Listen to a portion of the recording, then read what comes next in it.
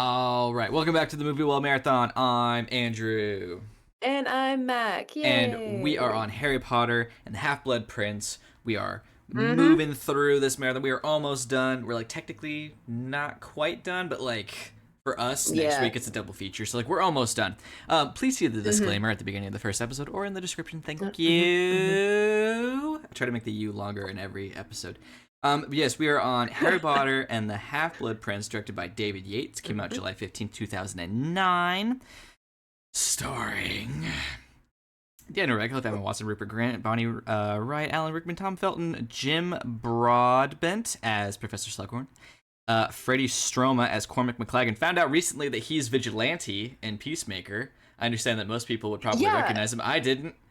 I didn't see that. I saw a picture of his different roles Uh-huh. like that, like this week, Yeah. and I was like, Holy crap. oh, Yeah, so cool. okay. Good for him, I guess.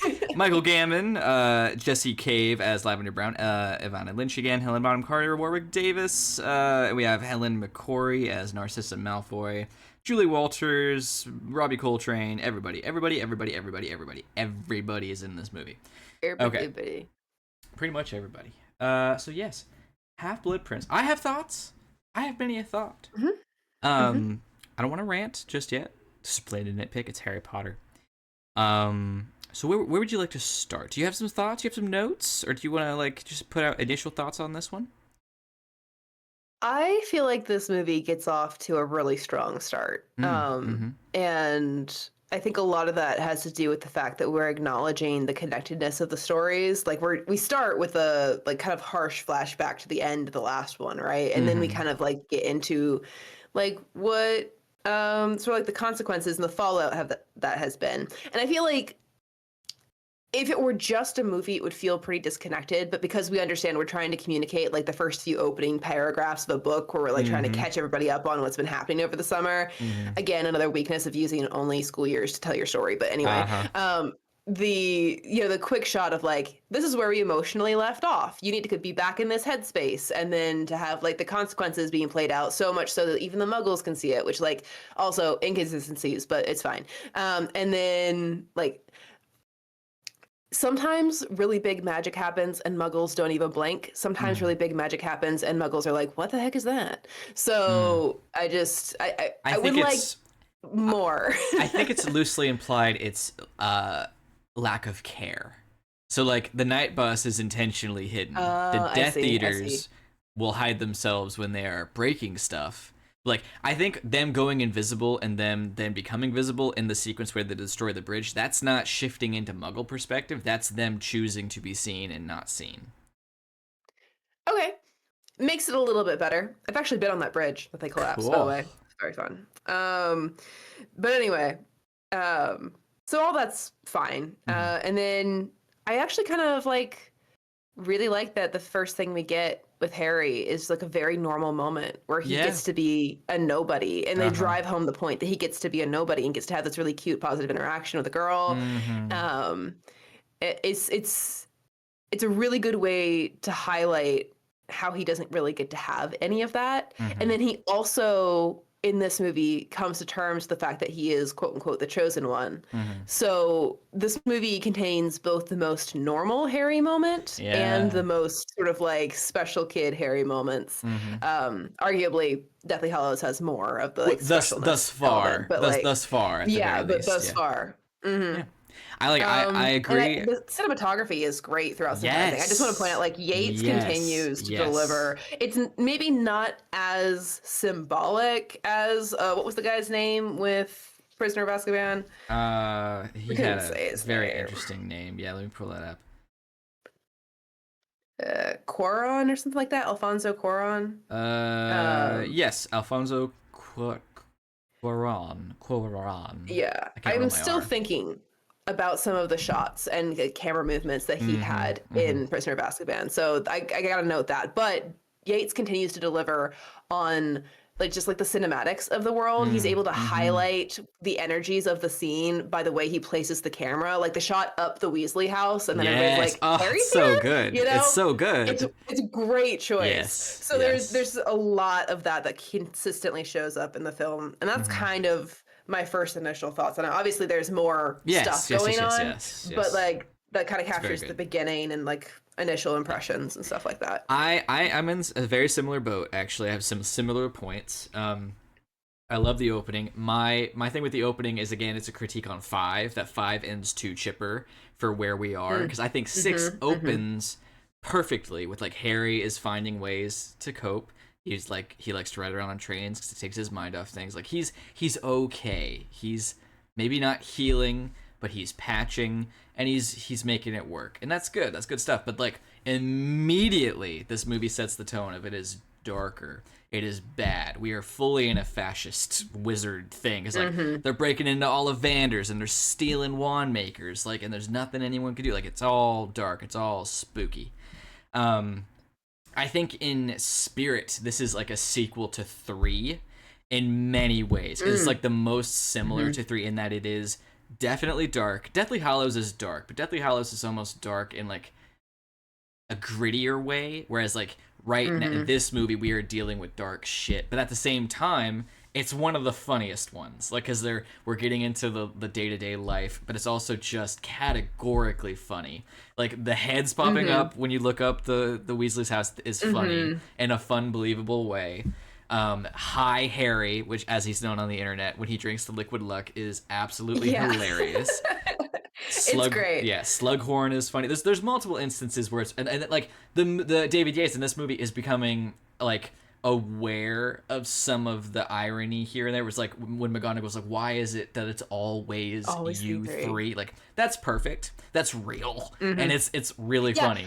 I love that it's a small lampshade to the fact that we definitely have like kind of strong character like energy in this one, where it's like it's always these 3 because it's always got to be the main characters of the story. And even though we've introduced a wide cast of characters, the only ones really actively doing anything ever, these 3. Yeah. So like Yeah. I like that we acknowledge that, and it's also turned into a great like cultural moment. Like people love that moment. Yes, and it's funny. Line delivery is It so is good. so Yeah, funny. it's great. It's also worth noting that Yates, just because we're on Yates for a second, the director, this is the only time that we've had a director return for the movies. I thought Chris did I'm 1 and looking 2. at it. Maybe Christopher Columbus did 1 and 2.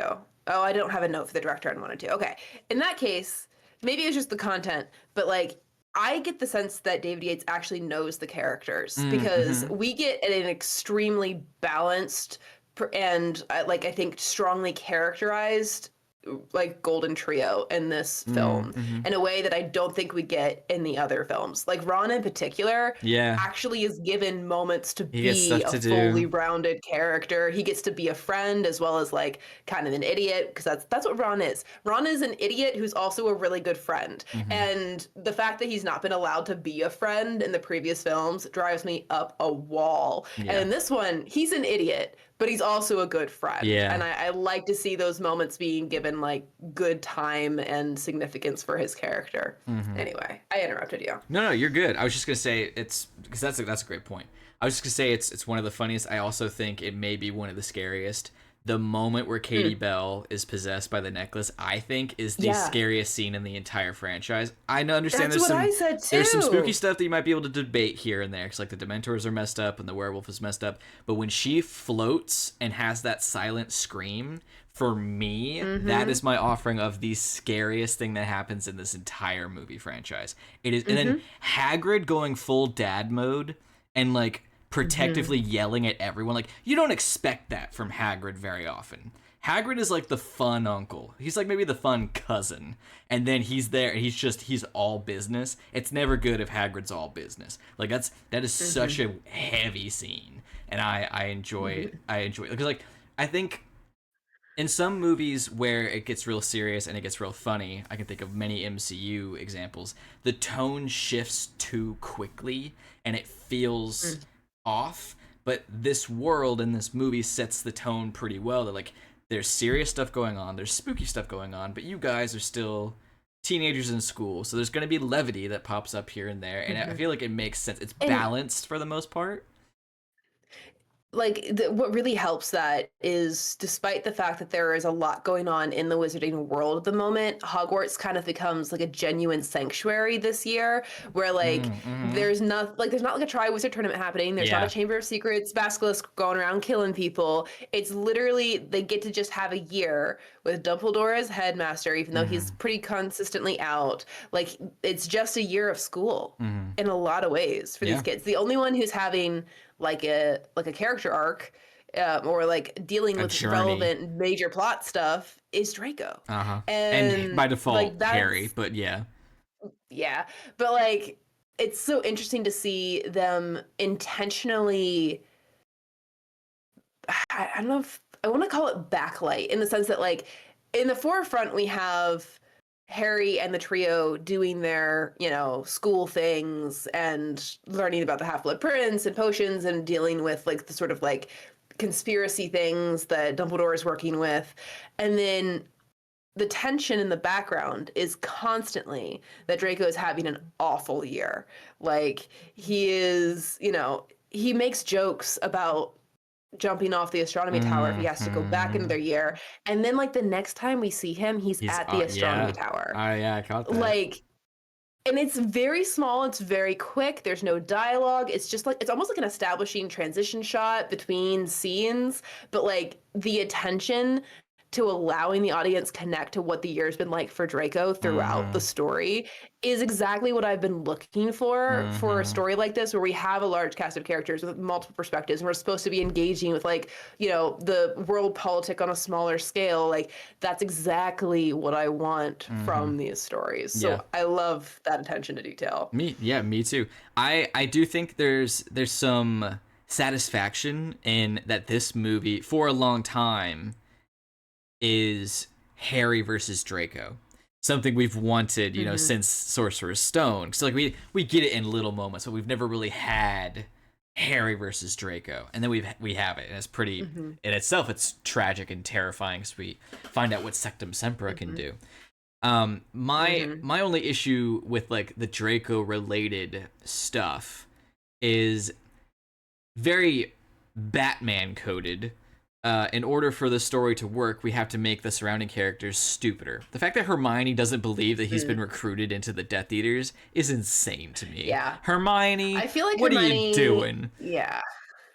And I love the Yeah, memes for this in this one. movie in particular, she like when she finds out that Harry has a book that teaches him how to make stronger potions, she wants him to get rid of it. Uh huh. Absolutely not. I would be reading that Yeah. book. I would be like stealing it from Uh Harry huh. and reading it in small corners just so I Yeah. could have the knowledge. Uh huh. And like if I figured out what Sectum Centra did, and then maybe then I would have qualms, right? Because Mm-hmm. it'd be like no one would include this in their notes or use this if they didn't Right. intend Because drastic like harm to another she's person. coming But across like it's cheating. It's not. They're yeah, just better no. recipes. It's not like Yeah, it's like if you learning to open put this. garlic in your food. Yeah, it's not like you open this part of the book and we have a completed potion for you. Haha, magic. No, it's like you're just doing it wrong, girl. Like, come on. Mm-hmm. But yeah, Mm-hmm. the whole like yeah, the memes for this one are great where it's like Harry is wrong every single year and then this year he's right about every single thing and no one listens to him, Yeah. no one believes him, but That's like so true. you see also I they don't talk about it enough, if at all, that they don't clock who that is in the window of Borgin and Burks. I understand they duck down pretty quick, but they're showing us as audience members the wanted signs for this dude. And then Mm-hmm. we see him, and we're supposed to know this is a matter of significance. The fact that none of them Mm-hmm. clock it as another bad If guy. we all know who Sirius was when he was out of Azkaban, we should all know who this guy is Exactly. too. So yeah, there's a Mm-hmm. known bad guy who's broken out of Azkaban that you just saw. You saw Bellatrix Lestrange, you see the Malfoys, and you see them all doing something together. And Lucius Malfoy was just sent to prison like a month ago. And you guys literally started your own version of the Order of the Phoenix last year. Are the bad guys not Mm-hmm. allowed to recruit kids too? Come on, Mm-hmm. Hermione. I'm disappointed. Disappointed. Mm-hmm. So, but yeah, I mean, Mm-hmm. Draco becoming a little Death Eater is wild and fun. The scene with the fuck. Oh, the Unbreakable Vow, wild, heavy. I feel like that's the first instance in the movies where we fully solidified that Snape is a quote-unquote bad guy, if I recall. Yeah. Which, No, that's what I get as well. He is a little like shady consistently, but yeah. it's not until like he always chooses the right side. Even like with Umbridge, Harry trusts him Uh-huh. to not tell on Umbridge, and he doesn't. But like this scene here, where we get like he is fully in league somehow with with not Dumbledore, although yes, also with Dumbledore, but with like Voldemort and the Death Eaters. Like the fact that these two ladies, I mean, Bellatrix, would go to Snape for assistance for something that they can't petition the Dark Lord for, that means he is ingrained. And that's not something that I had seen in in these movies before. It's kind of like a reveal moment. Yeah. I actually also want to mention, I wrote down the Narcissa and Bellatrix should be a duo that we see more frequently in the films, because not only are the two actors killing it, it's just they are such well paired in natures, the Bellatrix is thrilled about the darkness, and Narcissa is almost regrettably involved in it but still definitely participating. And seeing those two women use their power in different ways is very influential to how we understand the way that power works in this world, particularly the darkness. And I just would like to have more of that in the story, especially if that's the story that we're trying to tell. But I don't know.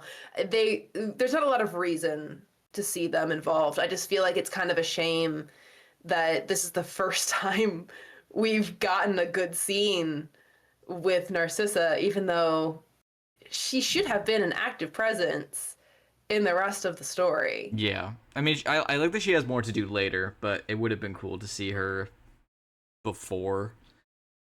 Like, she should be essentially paralleled with Mrs. Weasley, you know? And the fact that this is our first real introduction with her is, I think, a weakness. Well, it's because it's the first time her kid has done anything relevant.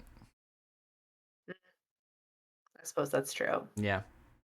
Yeah, that scene is wild and it's fun. I do kind of like the layering of it, where Snape is saying he's deceived one of the greatest wizards of all time, and he has to defend Dumbledore in that moment. But he's just referring to Voldemort. He's deceived one of the greatest wizards of all time, and it's just Snape's double talk is excellent. Yeah. So yeah, that's all good and fine. And then I'll also just as we go through, I'm thinking of moments of genuine well done humor.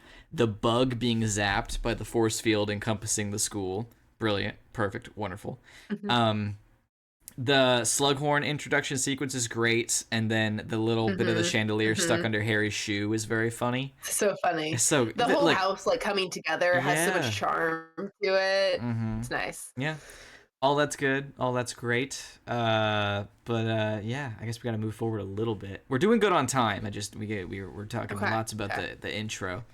We get to school and we have a fun potions class. Again, very funny moment where they fight over the book. That is fantastic. Yes. That's one of the funniest An bits. excellent moment. Yes. And then we have poetry class. It is not explained enough in the movie, I think, what living death is, because it would be weird.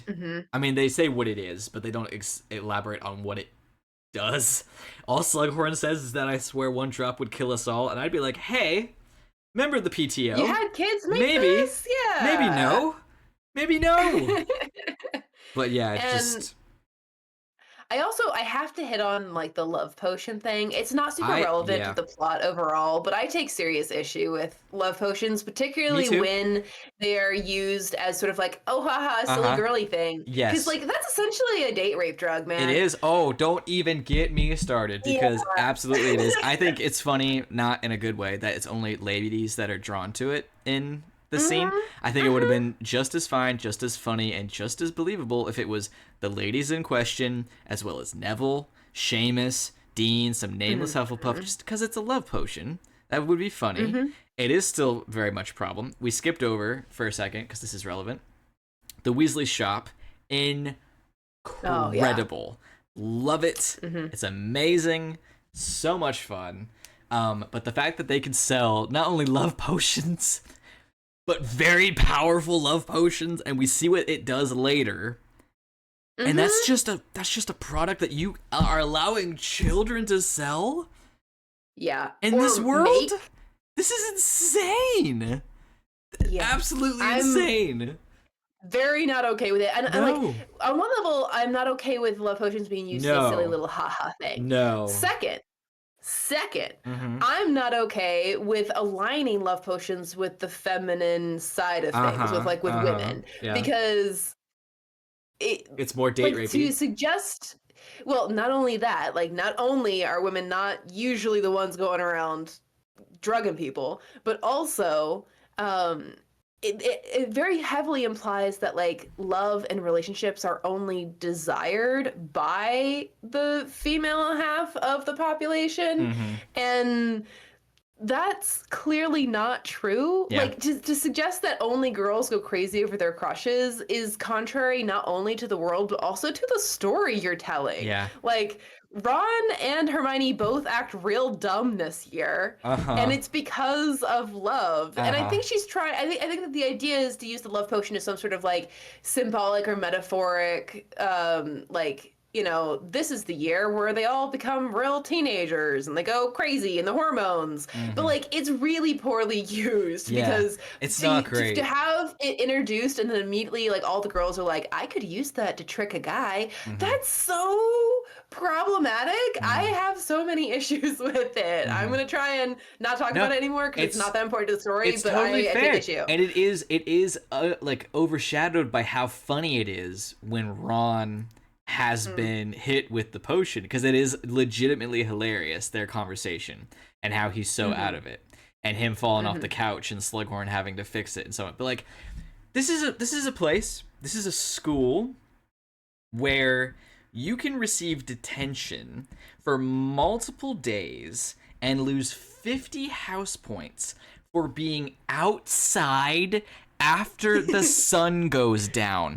but you can drug a fellow student and maybe nothing happens to you. That's nutty. We can't stay on it too long, but, like, that has to be discussed. It does. That's fucking insane.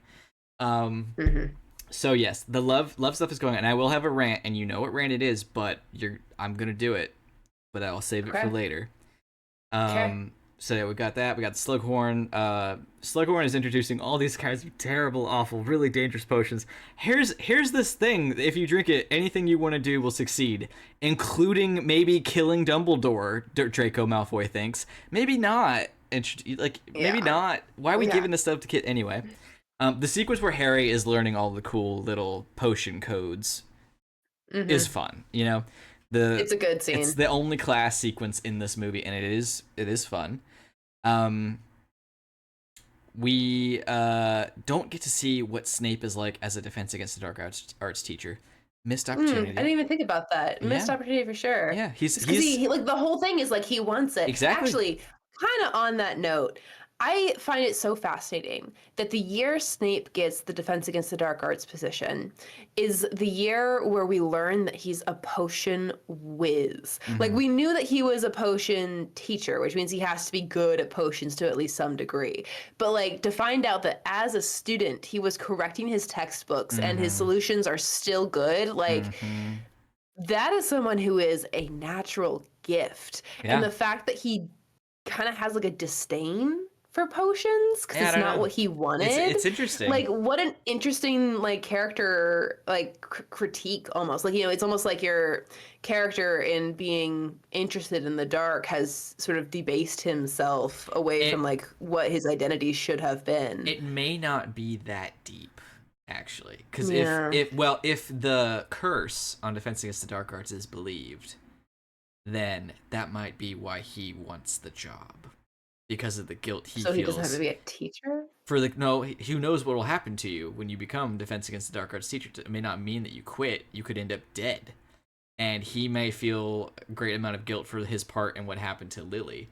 And why keep him from teaching that? That's dark, man. It may be dark, but, like, what reason is there to keep Snape from taking that job? It's because Dumbledore wants him or needs him, and so he prevents him from taking that job. Because Everyone acknowledges the weird curse on this job. Does it apply to this movie? Technically, yes, it does. Because when Snape comes back, he's headmaster, no longer Defense Against the Dark Arts teacher.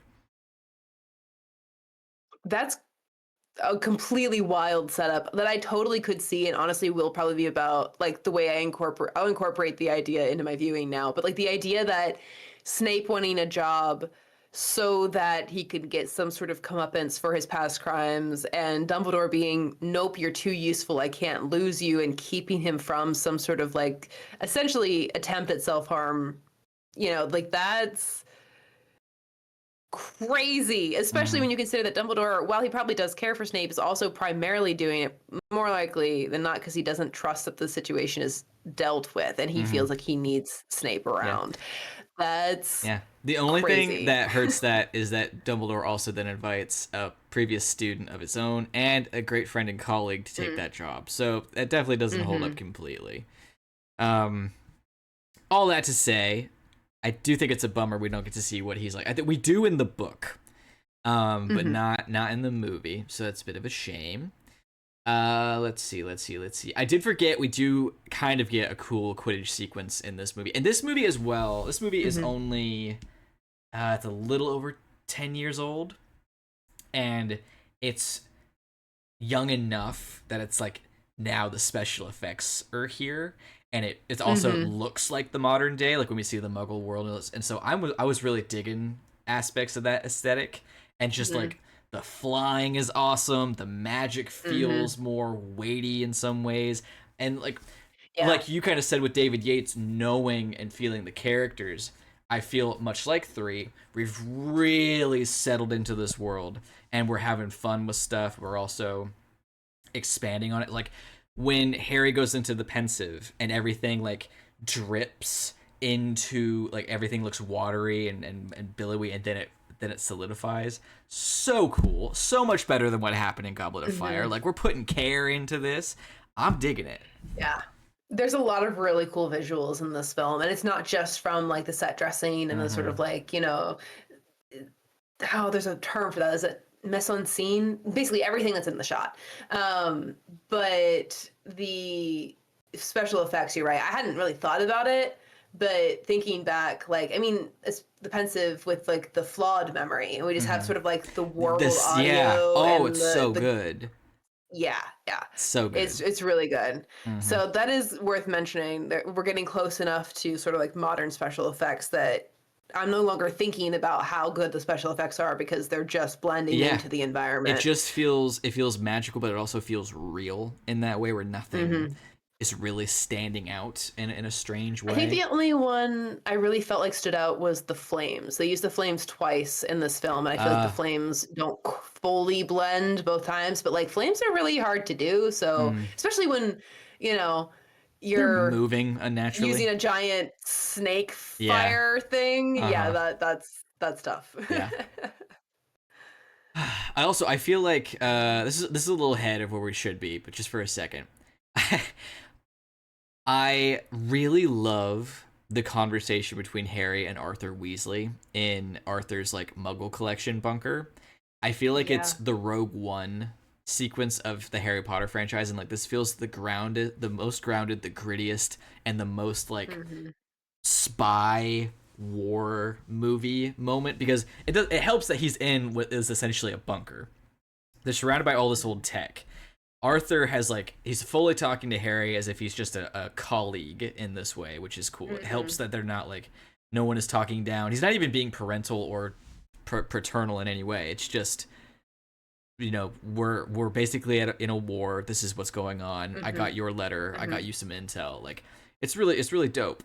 And then we're also learning some cool info about the Vanishing Cabinet, and that is a quick little segue into kind of back on track. This movie, I think more than any others, has a justifiable timeline. Everything else, Goblet of Fire is insanely convoluted. It is ridiculous. You want Harry, you have him leave. Done. 2, you can't find the Chamber of Secrets? All you masterful wizards and witches and ghosts? Bullshit. That's dumb. You want to hide... Don't even talk about the Sorcerer's Stone. That's twinkly. That's basically a Disney movie. Prisoner of Azkaban. 50-50. it's kind of weird as to know what exactly the mission is, because for Harry, it's just to Mm-hmm. survive. Order of the Phoenix kind of aligns with the weird school thing. But this one, Harry's mission, the goal, is to get something out of what is essentially an innocent man. And you can't just go and take it. Like, we have to develop a relationship. We have to get him comfortable. We have to eventually wear him down. And what eventually works is actually, maybe in a poetic way, is his undoing is himself. He gave Harry the tools to eventually get it. And I think it works. I think it really, really works to take that time to get to Slughorn. Like, it's really good. Yeah, there's a lot of value in this year in particular being a year where you can take it slow. Like, it's the last year in a lot of ways before, we're not really in school anymore. And I think because we take time this school year in this story to just be students and teachers. I mean, like, the person that Harry is trying to get information out of is a teacher. And that's what teachers and students do, is teachers share information with students based upon the way that they learn and have a relationship, especially creating Slughorn as a teacher particularly interested in mentorships. Like, that creates a really nice timeline for how we would sort of work our way into his trust and get the information that we need. And it also nicely parallels exactly how Voldemort got the information that he needed, So, like, there's a lot of really, like, I think almost accidentally, I don't know how much of this was intentional, but because of the school structure and everything, like, it works really well for this plot line. I don't have any issues with the fact that we have multiple time jumps or montages. I don't have any issue with the fact that it takes us, till pretty much the end of the year to get anywhere. It's all reliant on that slow process of time. And yet, I don't feel like it's moving too slowly because of how well we're engaging with the characters' day-to-day lives. Like, Ron trying out for the Quidditch team and actually being pretty good at it, the interpersonal relationships that are happening. I do have to say, and, like, I kind of hate to jump on the bandwagon, Ginny as a character in the movies just doesn't work. She's yeah. I wanted to find something justifiable in it, but and I hate to say this. I mean, I guess she's probably not anymore, but I think the young actress was just a bad cast. I think that's what it is. Oh, wow. Because I think, and, like, or it's possible that she was getting really poor direction, right? But Ginny's supposed to be kind of like, she's supposed to be as snarky as the twins. And the fact that so much of her delivery is, like, flat and still is a problem. Yeah. There are several of her lines where if she had delivered them in a more sort of, like, snide way, it actually would have been really entertaining and given her a lot of character and life. The flirting is very British. It's so flat. It's very cold. It's so flat. The whole thing is flat. And the Weasley family is supposed to be big and joyous and bouncy and kind of, like, not afraid to make mistakes. And Ginny's over here being all like, I don't speak more any louder than this. I just kind of, like, the most I'll yell is when I kind of yell shut up at the Quidditch team, and then I immediately step back and let Harry take over. Like, that's not the Ginny from the books. And I'm not even, like, a huge Ginny fan. And I was watching this, well, I know how you feel. I don't mind her. I don't mind the idea of Ginny, and I don't mind book Ginny, but movie Ginny actually does, and I hate to say this, but the movie Ginny actually does decrease the entertainment value of the scenes that she's in. Things are good until they focus on her. That's so aggressive, but rough. I kind of agree. Rough. So, like, it's so bad. Yeah. For one, just fully not being myself and how I feel about where the relationship should go in this franchise. Just looking at this as it is. The Ginny thing comes out of what feels like nowhere. Partially because the Cho thing disappears without real justification. She gets forced into revealing secrets, and suddenly we're not cool with her anymore. Right. Sketchy. Yeah. So the Ginny thing comes out of nowhere. I don't love that. Right after some flirting with a nameless character that had way more chemistry. in the Way more chemistry.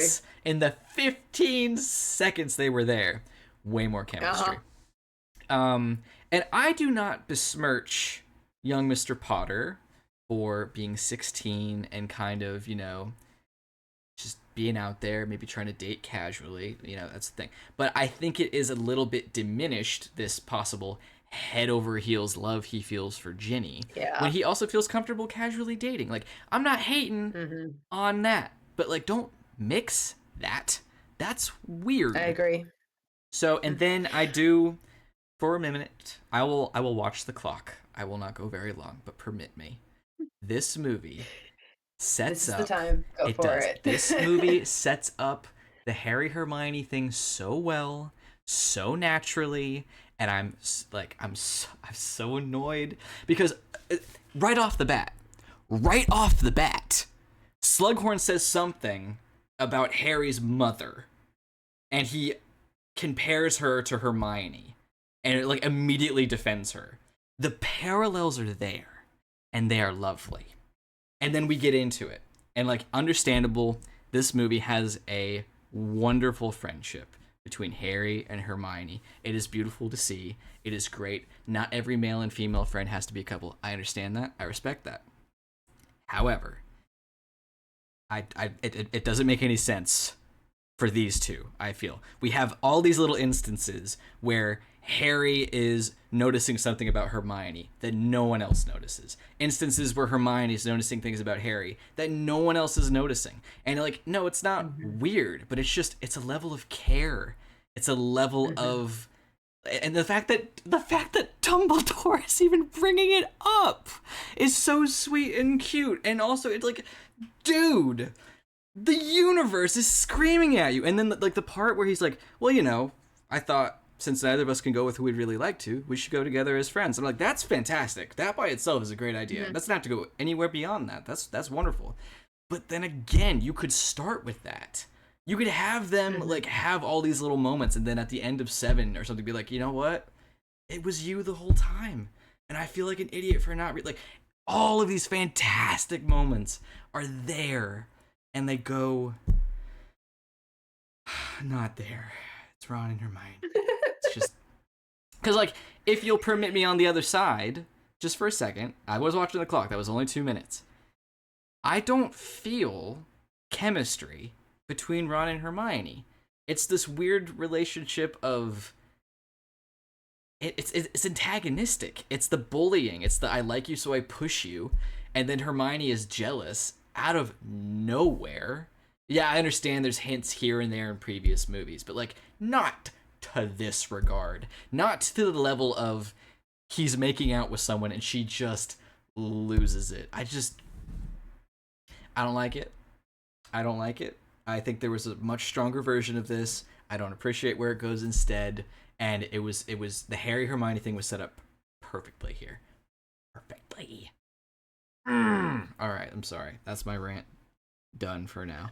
I want to respond, but I'm not counter arguing. I'm just respond. Okay. So, yeah. I totally see what you're saying when it comes to movie Harry and movie Hermione.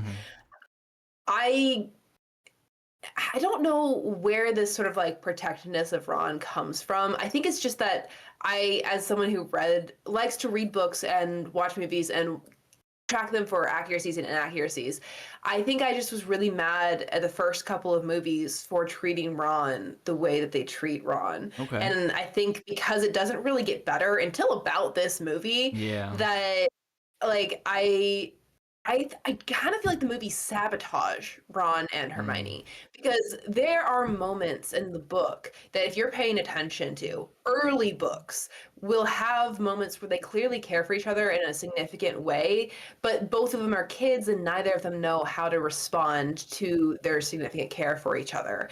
And so and then Ron watches it. Like Ron's sort of role in the relationship is he watches them develop feelings for each other and then not know how to handle it. And Ron, also being a kid, is like, they're acting like fools. Oh, well, and just goes on about his life. He's got bigger fish to fry, in other words. And I think that dynamic works really well in the books. And I feel like you can very fairly come to different conclusions about who Hermione's endgame relationship is supposed to be with based off what you get in the books and the movies.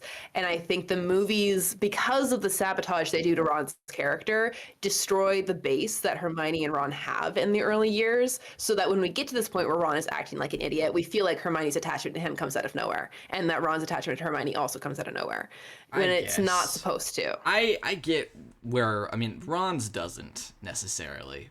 I do feel Hermione's does. But even if you want to argue very effectively that there's more of a foundation for it in the books, you can still tell, I think, halfway through writing the sixth one, that maybe we should go in another direction.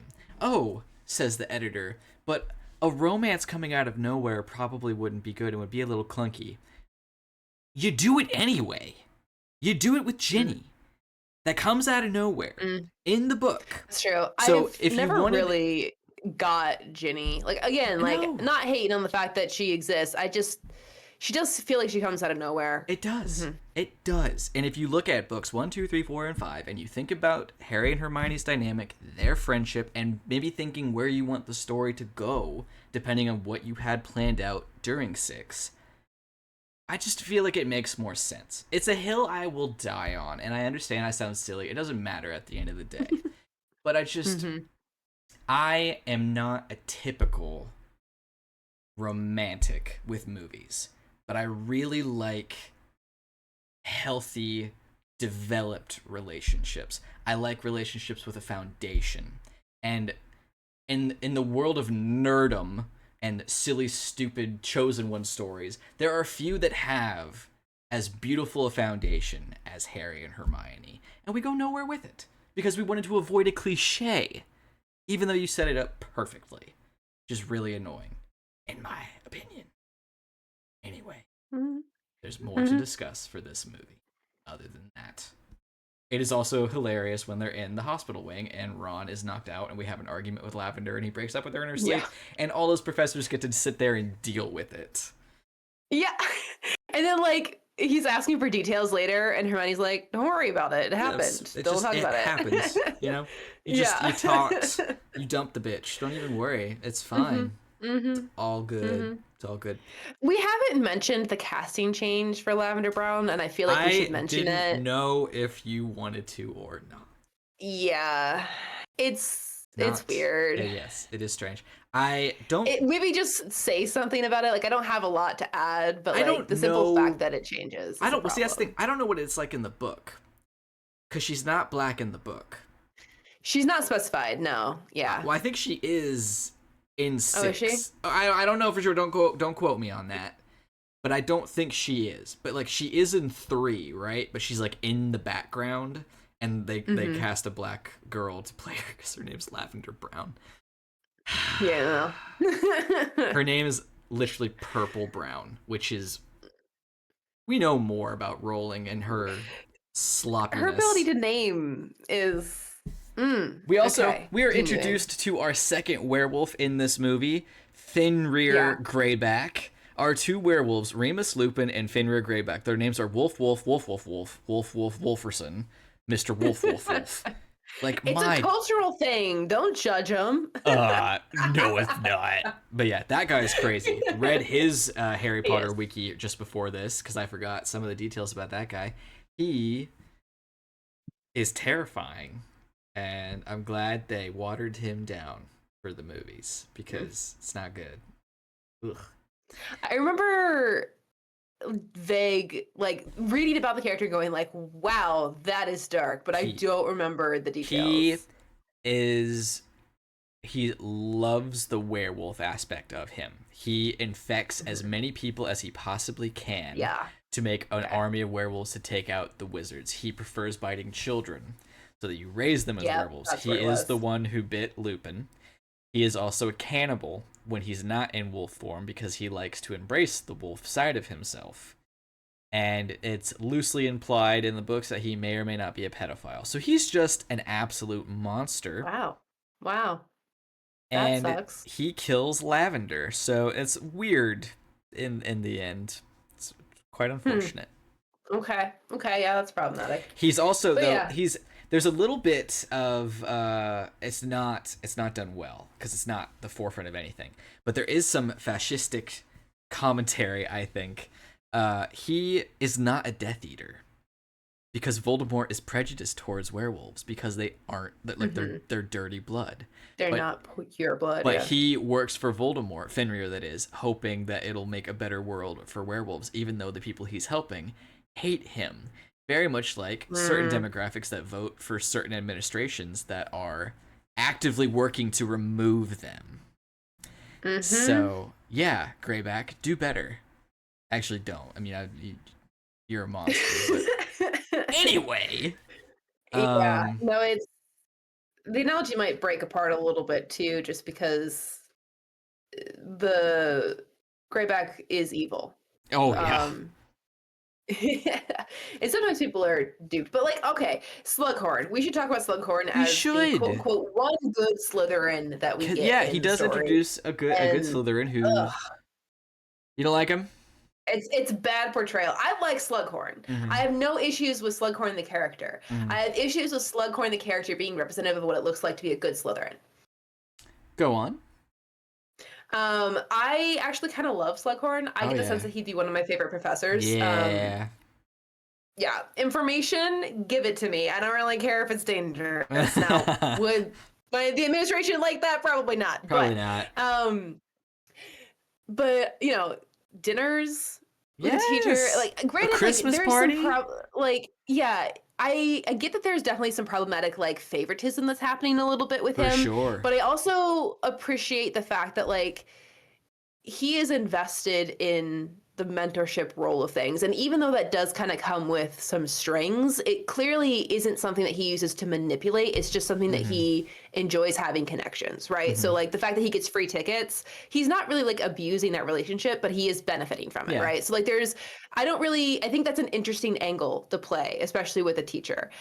He is clearly identified gifted students and helped them reach their goals, but he also kind of does that in a morally gray way occasionally. Like the fact that he was even willing to share information about Horcruxes with Tom Riddle when he clearly had concerns about the fact that the kid even knew about them tells us that he doesn't have the best judgment as to where boundaries should go, right? And I think the fact that they allow him to be a majority positive character who faces consequences because he doesn't know where his boundaries go, but it's still a character that we generally look fondly on.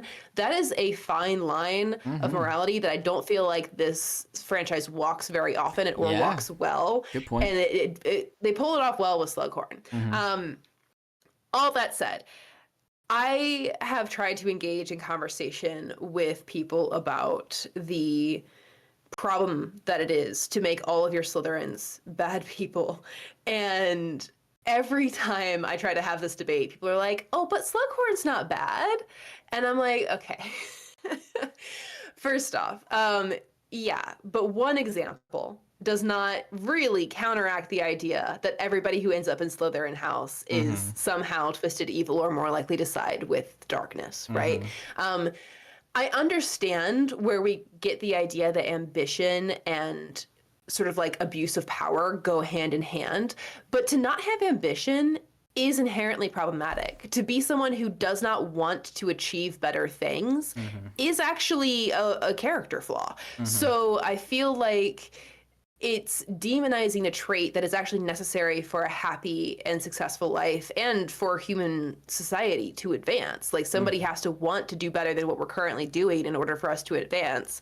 And to demonize ambition as an abuse of power is a concern. But then, like, if Slughorn is going to be our counterexample, and ultimately we find out that it is through Slughorn that Voldemort was able to get his secret power, I'm not really sure he's a good counterexample, even though he did not intend to reveal like top secret information or like he didn't intend to create Voldemort, and he's clearly like bothered by it, right? the fact that our one counterexample for Slytherins being people trying to do good things is someone who can't quite pull off doing good things, that's still a problem in Sure. terms of like sorting kids into houses and openly acknowledging that everybody who goes in one house is gonna basically be a dark friend. Like Mm-hmm. that's I just I was so thrilled when I saw the housing system and how it was going to be like, there are different people in the world and we acknowledge our differences and our differences make us strong. And I'm totally fine with even making like the darkness has maybe a stronger hold in the ambition house. But if you're going to do that, you need to have strong counterexamples of people who push against their worst natures because there are worst natures in all of them. Like a mad scientist would be Ravenclaw, someone Mm-hmm. who is overly litigious would be someone in Hufflepuff, or even like someone who absolutely can't draw boundaries would be someone in Hufflepuff too, like someone who is too open and accepting of things that just allows things to happen rather than being proactive. Mm-hmm. Someone in Gryffindor would get really caught up in nobility and honor and kind of lose touch with things that are actually beneficial and good for others. So like there is darkness in the extremes of all of these characteristics, but the only one we're pursuing is ambition. And we're going to go ahead and target like kids and say that kids are inherently these things, or they, because they value these things, they are inherently like bad, even Mm-hmm. though it is very clear that a lot of them are conditioned by their families. Mm-hmm. Like that's an acknowledged fact in the Harry Potter world, that the fact that Draco Malfoy grew up in the house of the Malfoys has impacted his character and what he does. It's clear in this film that he doesn't really want to do the thing he's been told to do, but he's clearly trying to condition himself into believing Right. it because that's what everybody in his world wants him to do. And and points for the acting, by the way. Oh I feel like Felton yes. really nails it this Yes. year. Um, and so again, I just keep coming back to this hook that completely destabilizes this idea of different people working together and diversity. The fact that there is one group that we know to be evil and Mm-hmm. we can say that with confidence, Mm-hmm.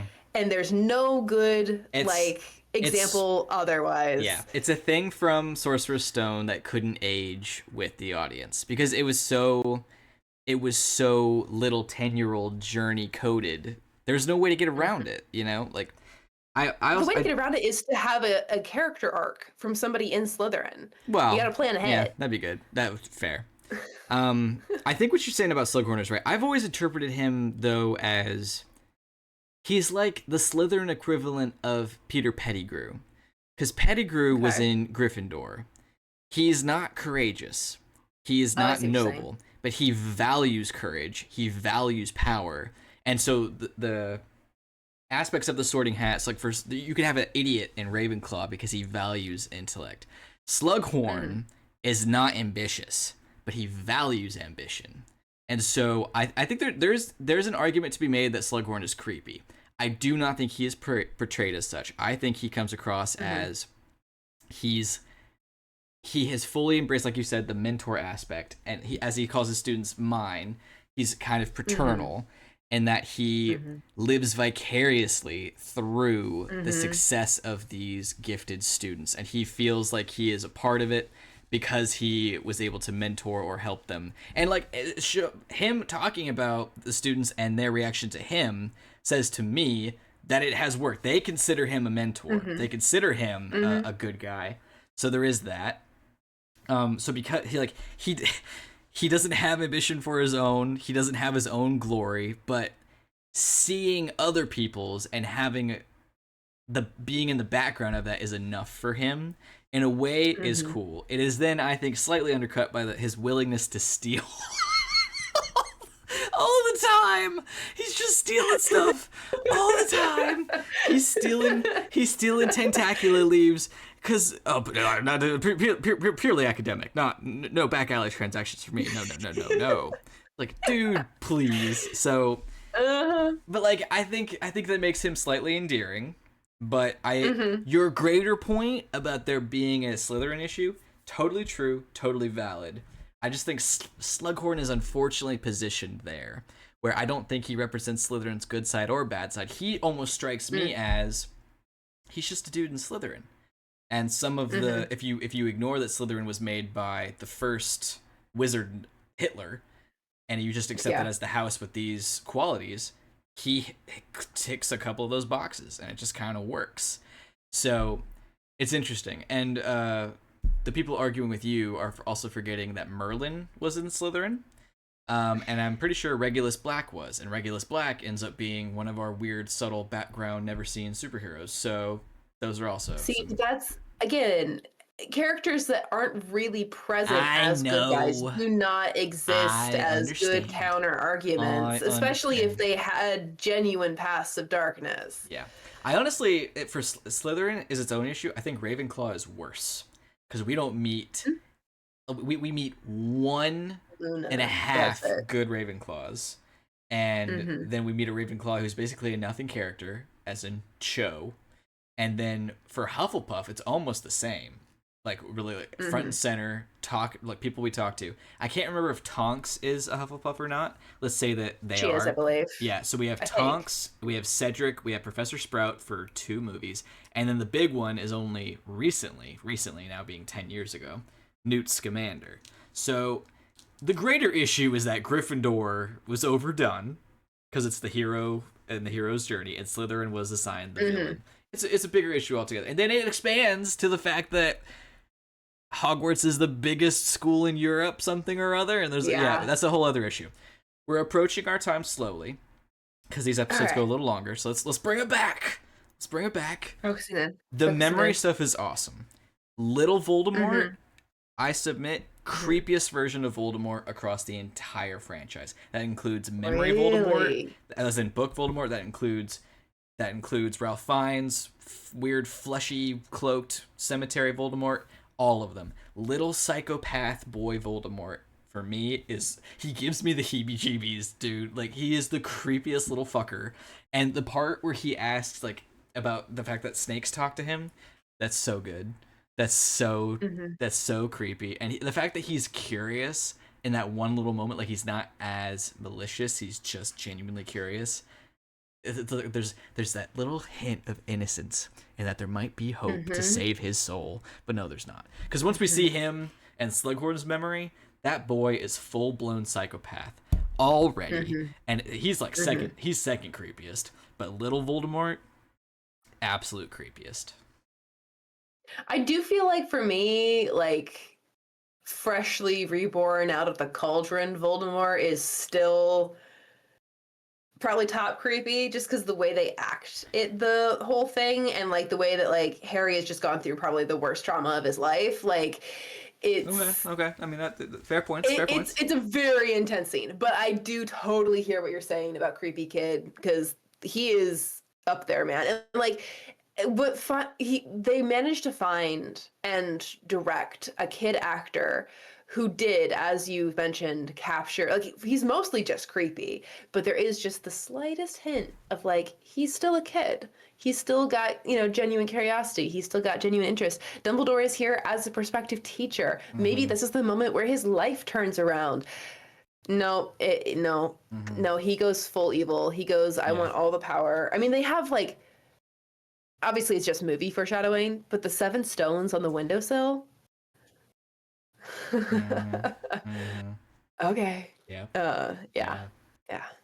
I have always, so this is getting into what is really the big meat and potatoes of this movie, minus the Draco stuff, which we've touched on. The memory goal and looking into the memories, I've always been a tad confused, and I don't remember if the book elaborates on this or not, 'cause what I recall from the books makes this worse. I don't feel Slughorn gave Riddle all that much information. Because I guess you could infer or assume, but it's like, I read a thing about a Horcrux. I don't know what it is, but I already know what you have to do to split your soul. And I read the Horcrux thing, but I didn't read further. I don't remember what it is like in the book. I kind of wish there was something that needed more specific clarification, because in this it almost feels like Voldemort is setting up some sort of blackmail situation to use Slughorn, which isn't here. He doesn't use him for anything beyond this. So I don't. And then when they come out of the real memory that Harry successfully gets, I wish we had the scene of Harry running up the stairs and being like, Dumbledore, I got it, and seeing his reaction because it finally happened. Dumbledore being shocked confuses me. Because when you watch the movie the first time, especially when you're a kid, you're learning what a Horcrux is. And you're like, oh my god, I get it. I understand why he's shocked. But then when you're older and you pay attention to the dialogue and you remember what this movie's about, he's already destroyed 2 of them. He's out looking for more. So the only thing I can assume is that when he says this is beyond anything I imagined, it's the number of Horcruxes. And that's to split the soul into 7 pieces is so unprecedented. Which I guess I kind of get, but I don't think going from an unknown number of Horcruxes, which is already wild, to 7 is Dumbledore needs to sit down numbers. Because it's also not 7 yet. He doesn't know about the 7th one yet. Well, I don't remember when the Snape flashback happens, but... I could be wrong. But I think Dumbledore knows about Harry the moment Harry touches the ring. I got that too, I think. The only thing there is the Snape revelation contradicts that. Does it really? Unless the conversation between Snape and Dumbledore happens just after that moment and just before they go to the Fury, the Inferi cave. Well, yeah, which it could. They really do go straight from that moment into a sequence that he has to be in all the time, and then he dies. Yeah, so he either already knows or he finds out then, and then Snape brings him more hand curse potion, and then they talk, and then it could also that could also be the reason Snape is then talking to Dumbledore later saying he doesn't want to do this anymore is after the conversation where Dumbledore reveals to him that Harry has to die. So it could actually work. But I've always... Well, and that's another great instance, just real quick, of like Snape's doublespeak, because like Harry's getting like the little snippets, and like to our ears who we know the story, Snape is saying, please don't make me kill you. I don't want to do this. Want to be a part of it. Yeah. And if you don't know, it sounds like he's saying, I don't want to be a part of your side of the fight anymore. Like I'm quitting.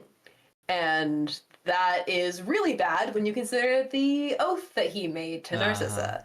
So it's an excellently done arc with Snape. I don't like a lot of what we try to do with like making Snape an empathetic character, but I do like this turn that they do with him in this movie. It's really well done, and I like the fact that we don't know what's happened until later. Like it's so tempting in episodic storytelling like this to be like, and at the end we found out that he was actually on our side the whole time. But in this one it's like you have to wait to know that, and I love that choice. And the double speak at the end where Dumbledore says please, and you watch that and you interpret that as like, my friend, please don't. But no, he's like, please just do it, come on, like we talked about, just do it. It works. It works so well. I really like how this world in this movie especially, but six years in, the magic has become normalized enough that Alan Rickman saying a weird goofy spell like Avada Kedavra doesn't sound funny, doesn't sound goofy. It is just tragic because we know what the spell is. We hear it in his voice. Like, it's a good moment. It's wild. It's tragic. It hurts. I mean, we haven't even really talked about the fact that, like, maybe 2/3 of the way through the film, the Weasleys like lose their home. Oh, I know. Yeah, I hate that. I hate that so much. And then we don't really come back to that. Well, because magic fixes it. Because we see the house in the next movie, so like, they're fine. Yeah, but like, it was true. Christmas, and that sucks. And well, and it's also worth mentioning that, like, we get to see them, like, the previous film was really where we saw wand dueling competency from the students. And here we see another one where they kind of like instinctively create like a huddle. They're defending each other. They're running into the conflicts. They're, literally fending off Death Eaters. So like, even if they're at a bit of a disadvantage, even though it's clear that, you know, they've been caught off guard, it's a surprise attack, it's nice to see our main characters stand up with at least some success against their opponents, rather than just being like kids who have no idea what's going on, you Yeah, know? for sure. I like to see that. It does kind of raise the question, though, of we are being followed because we're basically at war. Things are bad, and we were attacked by Death Eaters out here. And last year, when I was attacked by a Death Eater on Christmas, we hid out in our secret safe place.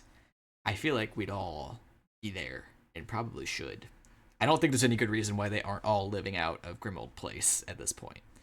But that's just me. Yeah. Hogwarts is safe because Dumbledore is there and the whole, like, you know, they're checking people and stuff, but... Speaking of that and magic MacGuffins and whatnot, I feel like the Vanishing Cabinet thing works.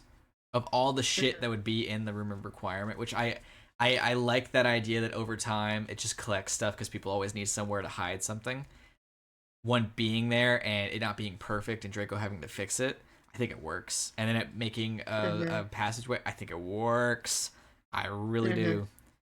Ugh. I also really love, again, just the shots with we get like so little Draco Malfoy dialogue in this film, and yet we very clearly understand what he's kind of like going through and doing.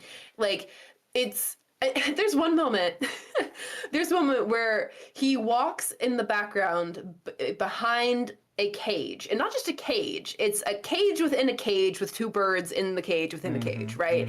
And then he walks up to a tapestry of a unicorn inside a fence, and then the next shot is him walking out from behind bugs in a jar. So, like, can you say the boy is trapped any more succinctly without actually saying the boy is trapped? So that's clever, I think, especially when considering that he's creating like a back door into a sort of like guarded place, right? It almost works on two levels. Like, he's trapped in his situation, and also Hogwarts is secluded off from the rest of the world, and he is currently boring a hole in that safety.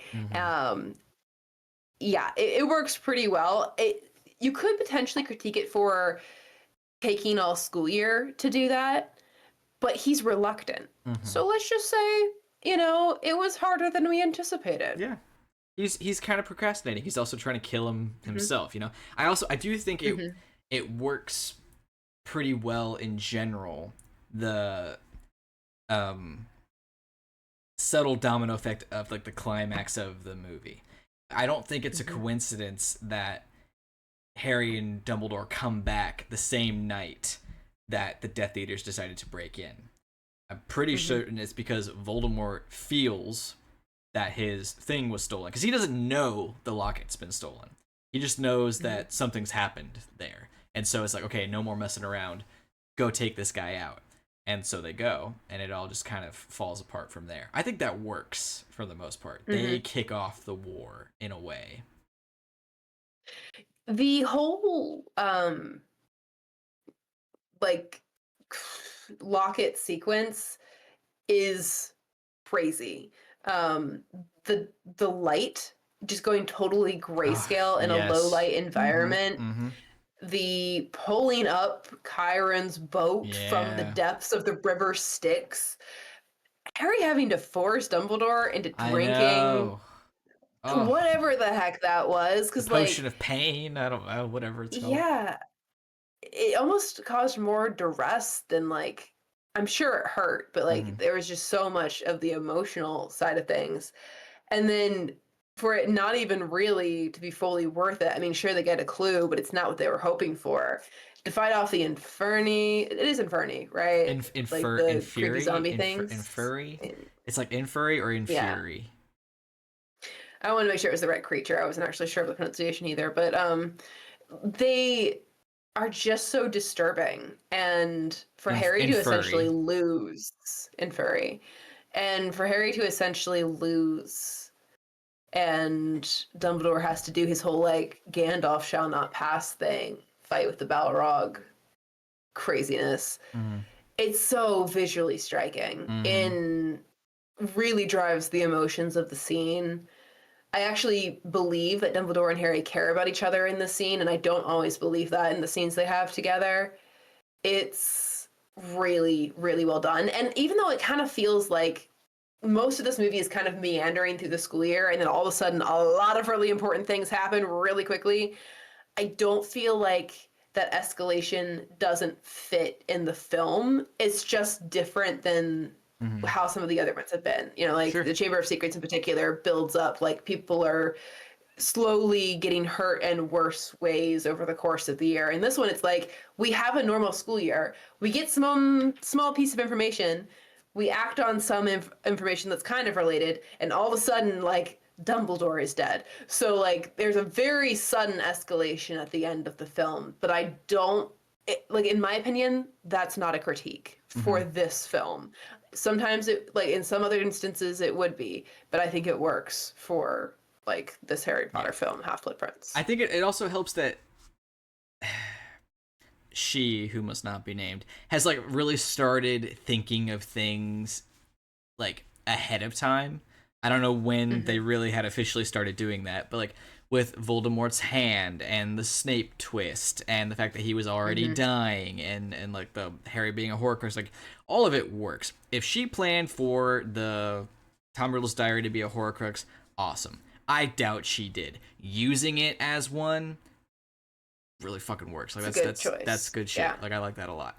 Um so like it helps. This has like it's good by itself.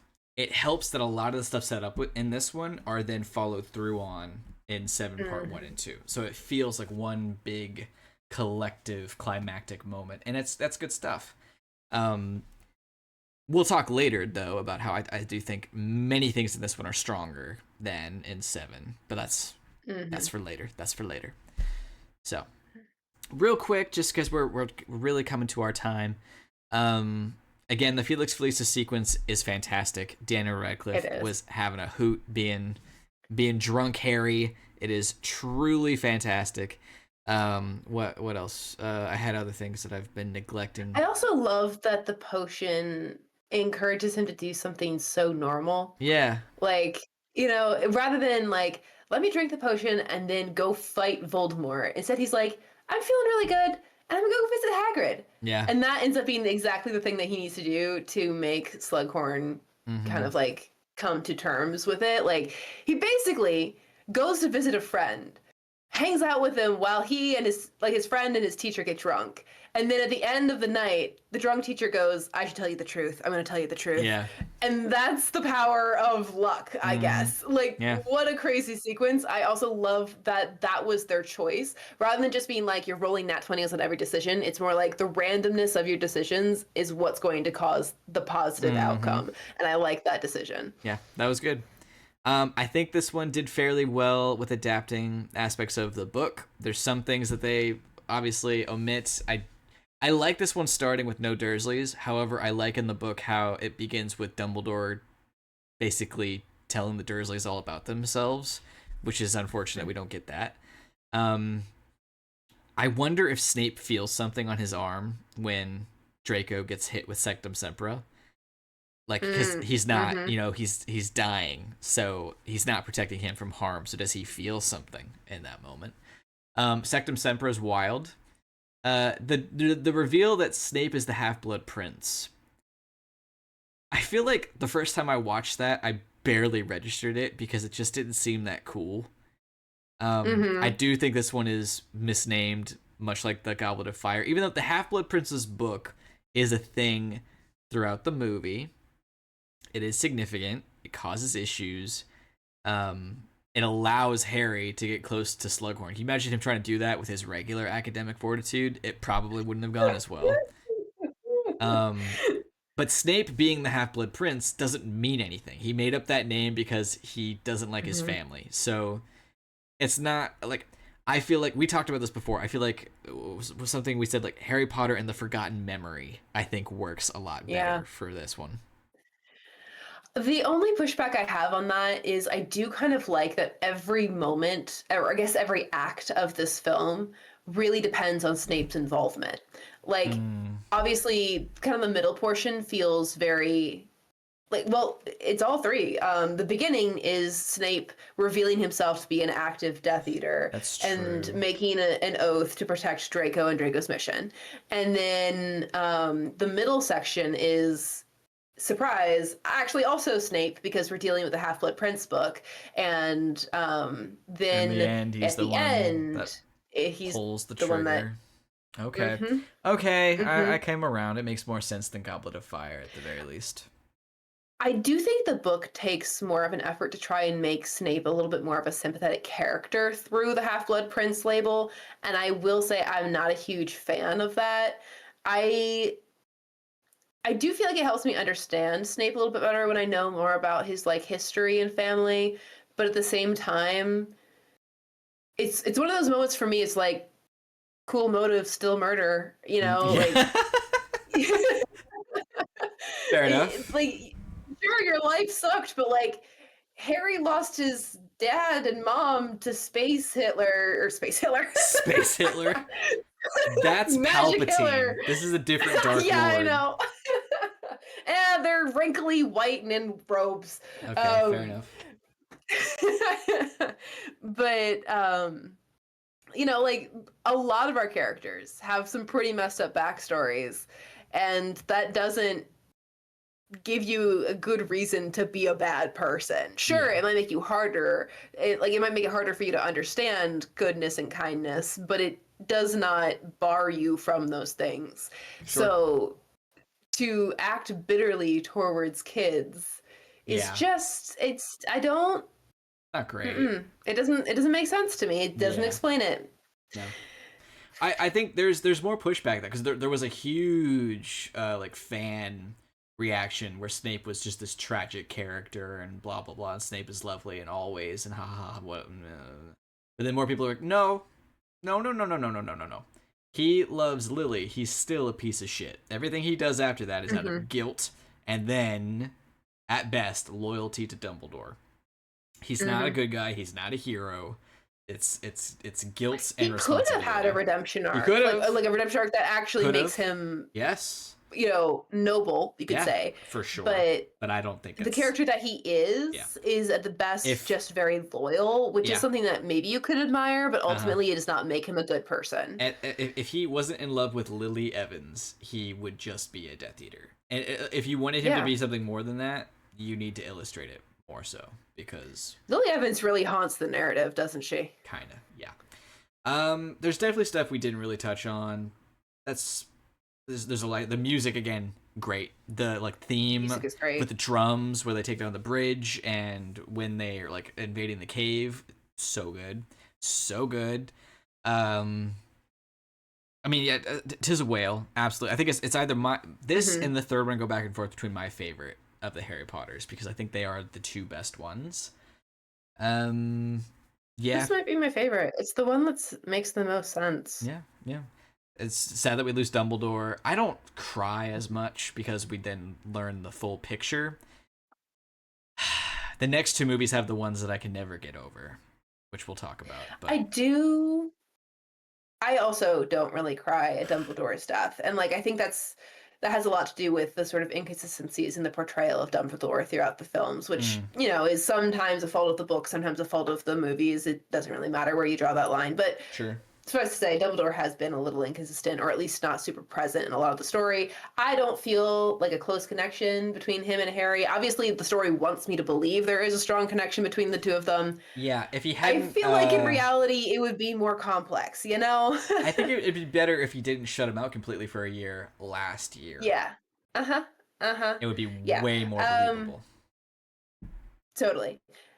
All that said, the impact of the symbolic moment where the Death Eaters have put their dark mark in the sky, Yeah, and then in grief, everybody holds up yeah, a small light and they dissolve the yeah, victorious dark. yeah.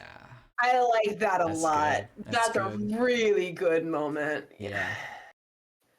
Yep, that's it. So, last thing here in our final little minute, it is crazy to think that in the next movie, even though they're after the Horcruxes, the Deathly Hallows are a big to do and the thing that Voldemort wants to do, and Harry holds every single one of them in this movie at one point.